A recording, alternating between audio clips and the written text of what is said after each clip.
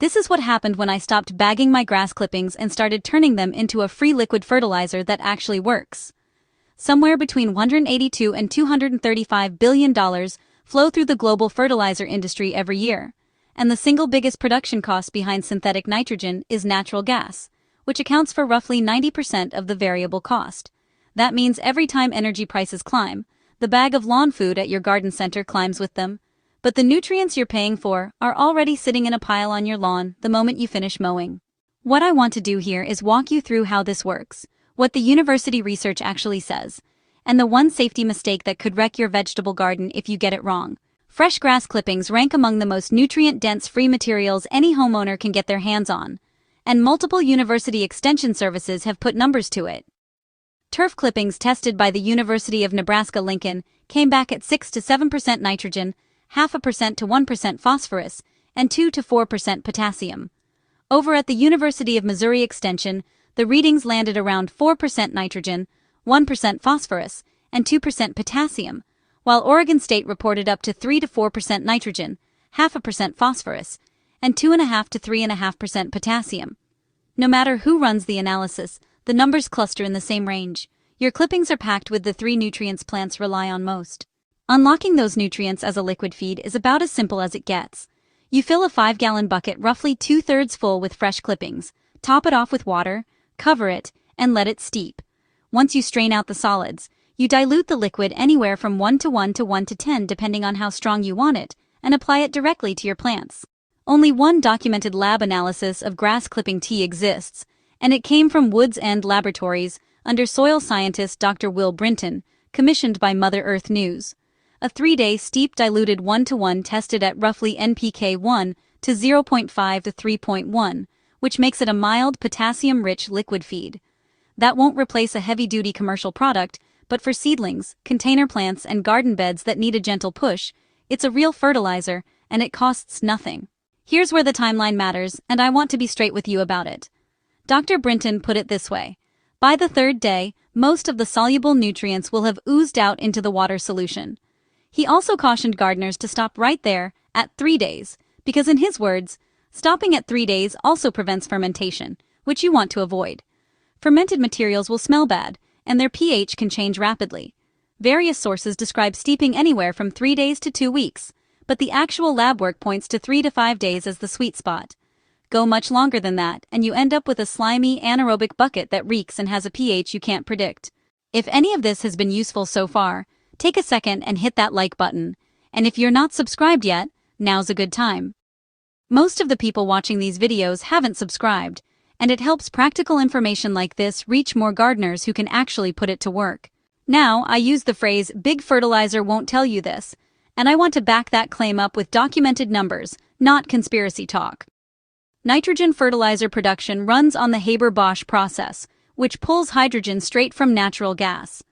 A peer-reviewed study published in 2022 in Scientific Reports, conducted by researchers at the University of Turin and the University of Exeter, calculated that the synthetic nitrogen supply chain generated an estimated 1.13 gigatons of CO2 equivalent in 2018.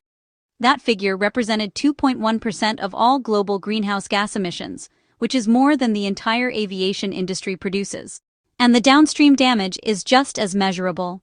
Fertilizer runoff draining through the Mississippi River Basin, which covers 31 states and 1.2 million square miles, feeds a dead zone in the Gulf of Mexico that NOAA measured at approximately 6,705 square miles during its August 2024 survey.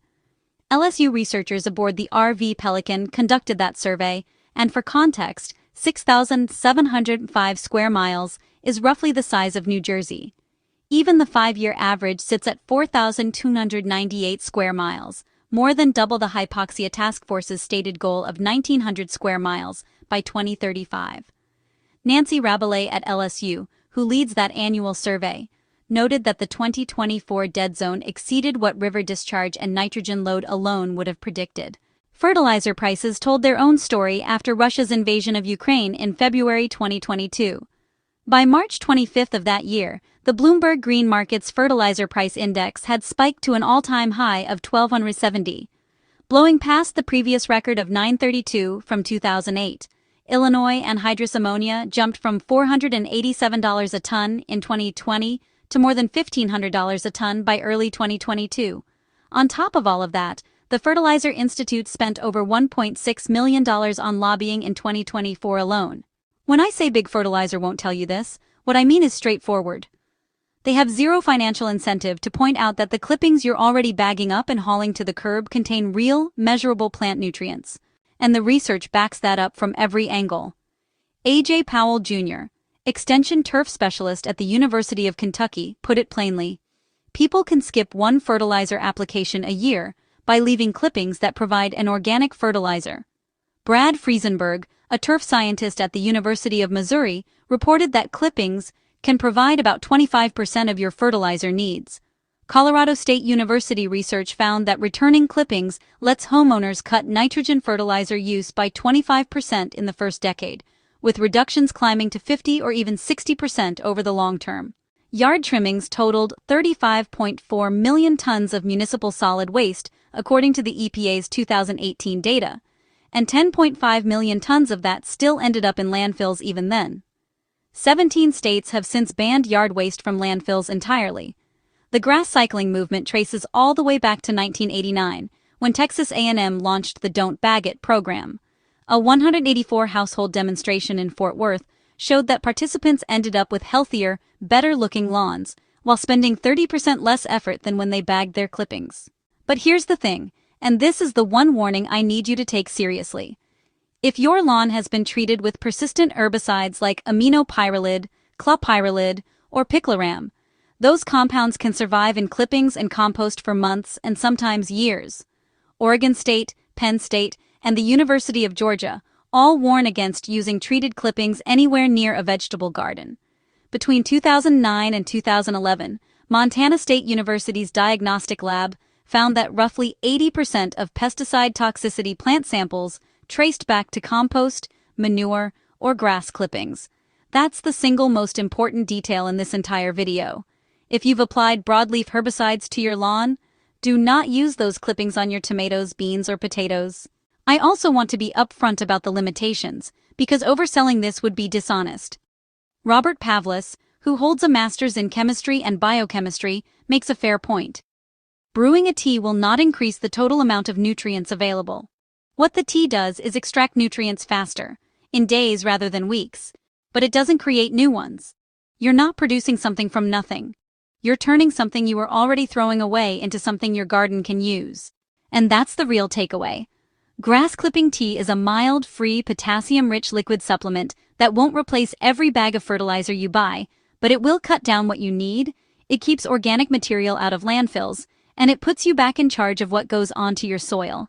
If this changed how you look at your grass clippings, hit subscribe so you catch the next one. And drop a comment below. I'd like to hear whether you're going to try this or if you've already been doing it, because the best tips usually come from the people watching, not the people talking.